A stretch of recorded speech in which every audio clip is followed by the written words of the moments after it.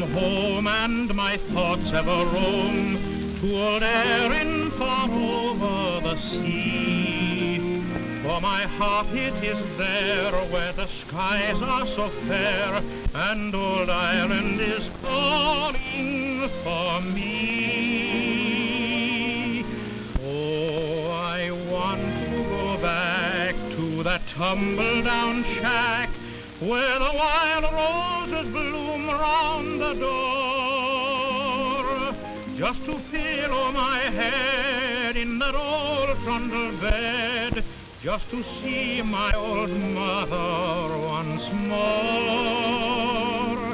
There's a bright gleaming light guiding me home tonight, down the long road of old cobblestone, down the road that leads back to the tumble-down shack, to the tumble-down shack in Athlone.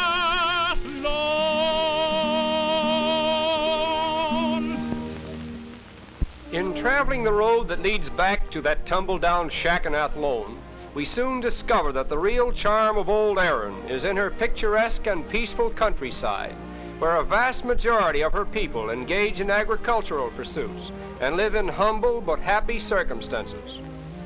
In our world travels, we observe that the purely agricultural countries seem to have a natural advantage that industrial depression cannot completely overrule, and as a result of this, there appears to be a certain independence and pride manifested among the poorer classes that one seldom finds in the highly industrialized countries. This is indeed easy to understand, as the soil is the first and most natural source of livelihood, and it is not unlikely that the chief solution to many of man's problems in the machine-ridden countries will be found in a more universal cultivation of the land. Almost 3/4 of the real wealth produced in Ireland is derived from farm products, and no matter how poor a family may be in the Emerald Isle today, there is no excuse for them being hungry, for as long as the soil produces, thanks to the proverbial generosity of Irish farmers, there is enough for all.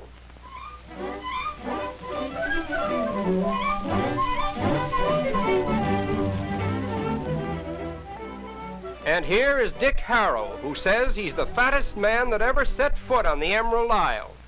Even the donkeys can't believe their eyes or their ears when they see him.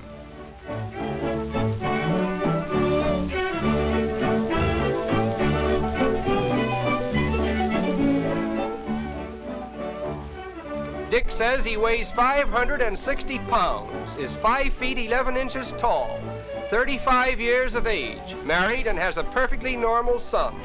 He claims his health is fine, but after dragging a donkey around all day, he becomes a bit fatigued. On the road to Connemara in the western part of Ireland, we are fascinated by a countryside that is literally honeycombed with stone walls. This seems an act of providence, for Ireland has little or no timberland and must depend largely upon stone for most of its rural construction.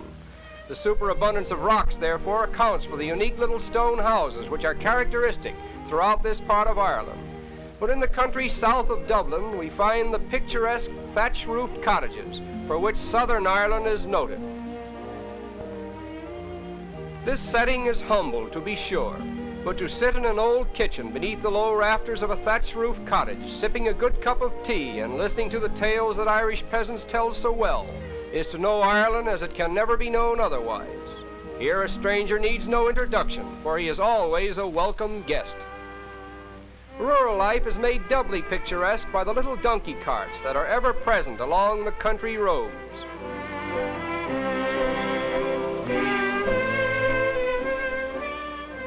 No small amount of this slow and peaceful traffic is directed to the various municipal dairies that have recently been organized throughout Ireland.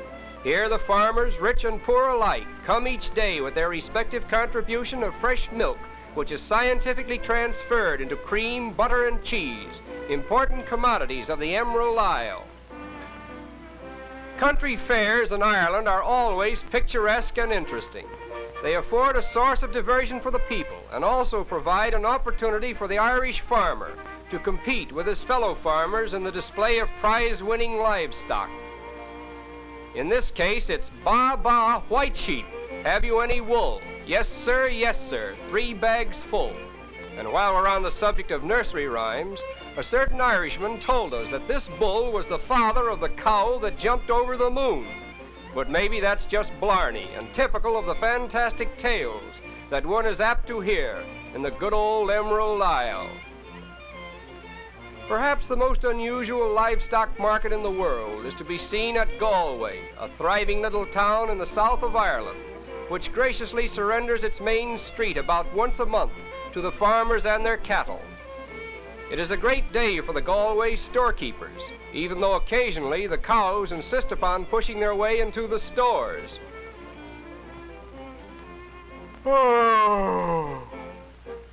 Evidently, it's a dull market.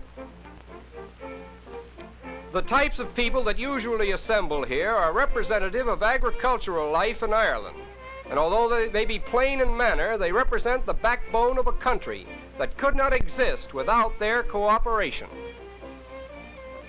The native mothers of any country always inspire a certain sentiment, but the older Irish mothers, as we see them in the little towns of Ireland today, appeal most to our emotions, for we know there is hardly one among them who has not a son who left her to seek his fortune in some faraway country. Even as late as 1926, 30,000 emigrants left Ireland, and 26,000 of that number were bound for the United States. In interesting contrast to the little town of Galway is Dublin, capital and chief city of the Irish Free State, and the pivotal center around which Irish life has evolved for the past 1,000 years. Perhaps the most historic of Dublin's old landmarks is Trinity College, founded in 1591 by Queen Elizabeth, and rated today as one of the world's outstanding educational institutions. This old college has faced the tide of Dublin traffic for centuries and has been a silent observer of all the changing aspects of a cosmopolitan city. But just inside its gates, we are suddenly transported back into the 17th century. Among the many renowned scholars who attended this college were Oliver Goldsmith, Edmund Burke, and Thomas More, 3 of Ireland's most illustrious sons. O'Connell Street, one of the principal thoroughfares of Dublin, is named after Daniel O'Connell, the great Irish statesman known as the Liberator, who devoted his life to the cause of Irish freedom.